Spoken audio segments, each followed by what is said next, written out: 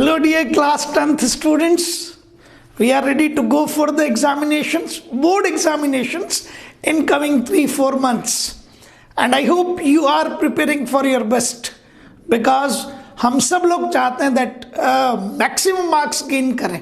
Our percentage should be good and we will also be able to crack other competitive examinations like NTSC and Olympiads too. Agreed? किसी भी examination में अच्छे marks लाने के लिए you should have the good strategy, और strategy में सबसे इंपॉर्टेंट रोल प्ले करता है that how you are preparing your syllabus.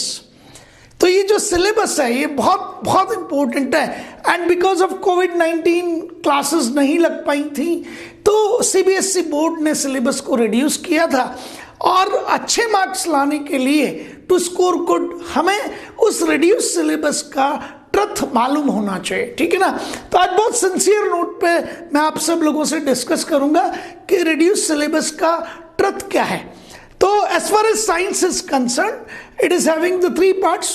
First one is chemistry, then biology and then physics. One by one हम उस रिड्यूस सिलेबस को check कर लेते हैं कि क्या चीजें हटा दी गई हैं. ठीक है ना.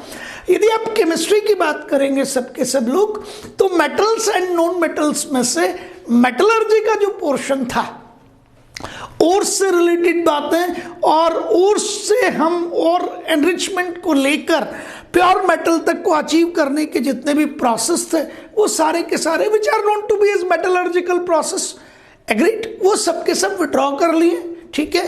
वन मोर इंपॉर्टेंट थिंग जो आपको ध्यान रखनी है, छोटा सा एक टॉपिक था कोरोजन के नाम से. कोरोजन को भी और कोरोजन के प्रिवेंशन के लिए क्या क्या चीज़ें हम यूज़ करते थे, हाउ टू प्रिवेंट कोरोजन, वो टॉपिक भी विड्रॉ कर लिया. ठीक है.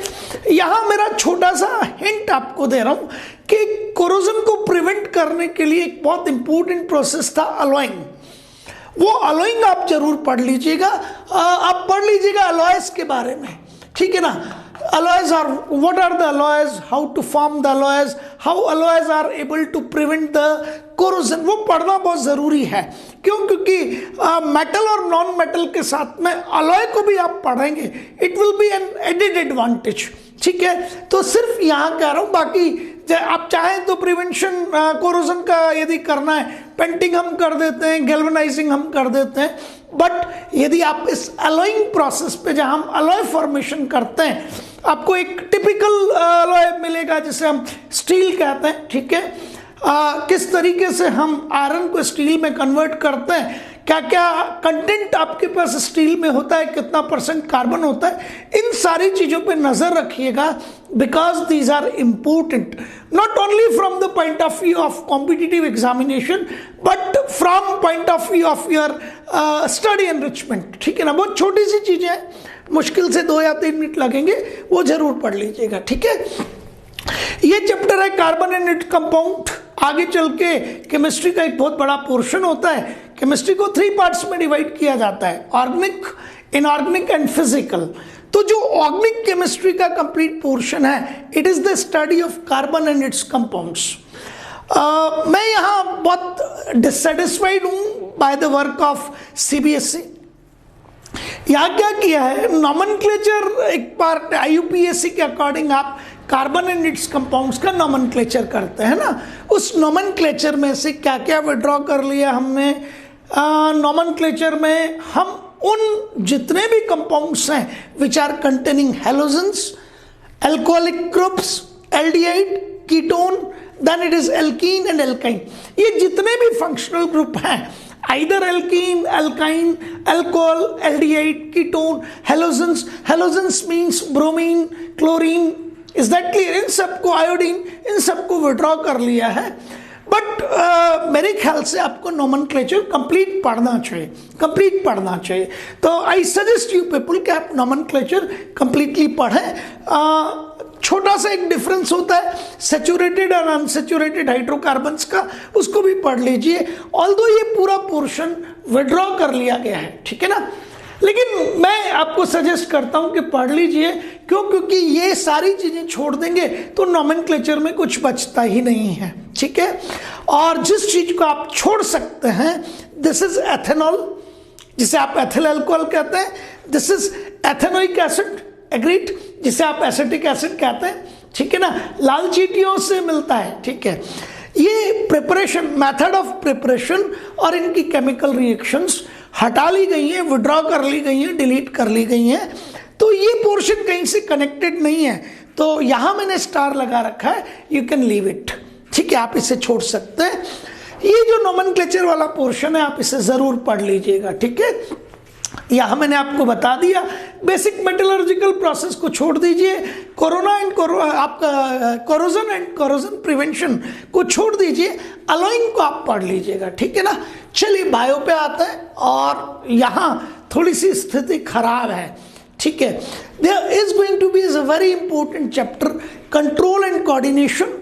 यहाँ हम आइदर इट इज प्लांट और इट विल बी एनिमल, यहाँ हॉर्मोन्स का बहुत इंपॉर्टेंट रोल होता है। ये सारा पोर्शन विड्रॉ कर लिया गया है, डिलीट कर दिया गया है, but I suggest to you people that you go for the study of it.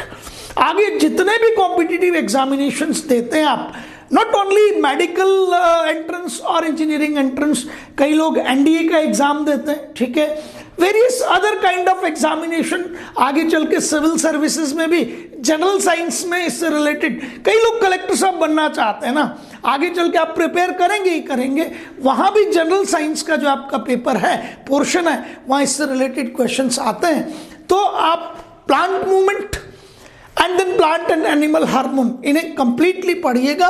Although इससे रिलेटेड क्वेश्चंस 10th में नहीं आने वाले, लेकिन यू प्रिपेयर इट, ठीक है। 2 दिन लगेंगे ज्यादा, कोई फर्क नहीं पड़ रहा उसमें। हेरिडिटी एंड इवोल्यूशन, इनमें से सिर्फ बेसिक कंसेप्ट ऑफ इवोल्यूशन हटाया गया है, बेसिक कंसेप्ट ऑफ इवोल्यूशन हटाया गया है। Be careful, rest of the chapter course में है, तो जब तक बेसिक कंसेप्ट नहीं पढ़ेंगे यार, एडवांस तो कुछ समझ में आ ही नहीं सकता। तो as far as biology is concern, यहाँ तो आपको सब कुछ पढ़ना है, ठीक है। चलते हैं, मैं एक छोटी सी चीज बीच में बताता हूँ आपको। ट्रांसपोर्ट मिनिस्ट्री है, हेडेड बाय मिस्टर गडकरी। ये हर साल कहीं ना कहीं रोड एक्सीडेंट्स के जो डाटा है ना, उन्हें रिलीज करती है। आपको लग रहा होगा मैं बीच में क्यों ले रहा हूँ, बट आपके लिए बहुत इंपॉर्टेंट है। तो ट्रांसपोर्ट मिनिस्ट्री के रिलीज डाटा को यदि एनालिसिस किया जाए उनका, related to road accidents only, तो यू गेट सरप्राइज्ड आउट कि करीब करीब 1.5 लाख डेथ होती है पर ईयर। 1 लाख में, एक साल में 1.5 लाख लोग अपनी जान गंवा देते हैं। इन 1 ईयर 1.5 लाख लोग अपनी जान गंवा देते हैं रोड एक्सीडेंट्स में। इसको मैं थोड़ा और आगे की तरफ लेके चलूँ ना, तो मेरे ख्याल से it will be coming approximate है 4000 पर डे। आप सोच सकते हैं एक दिन में 4000 लोग अपनी जान गंवा रहे हैं, और लगभग इट इज 150 पर आवर।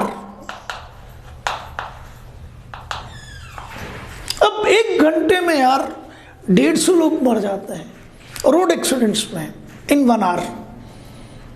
क्यों होता है ऐसा? रोड एक्सीडेंट कई वजह से हो सकते हैं, बिकॉज ऑफ आपका व्हीकल पुराना है, आपका व्हीकल वेल मेंटेन नहीं है, टायर बर्स्ट हो गया, आप जाके टकरा गए, एग्रीड। रोड्स अच्छे नहीं है, गड्ढे थे, आपको पता नहीं था, आप गिर गए उछल के, इज दैट क्लियर? पर यू गेट सरप्राइज्ड आउट कि इन वजह से रोड एक्सीडेंट्स की डेथ ऑलमोस्ट निल है। जितनी भी रोड एक्सीडेंट की डेथ है 150 per hour, 4000 per day, 1.5 lakh per year, ये रोड एक्सीडेंट्स के वजह से जो डेथ हैं, इनमें ऑलमोस्ट 98% या 99% डेथ लापरवाही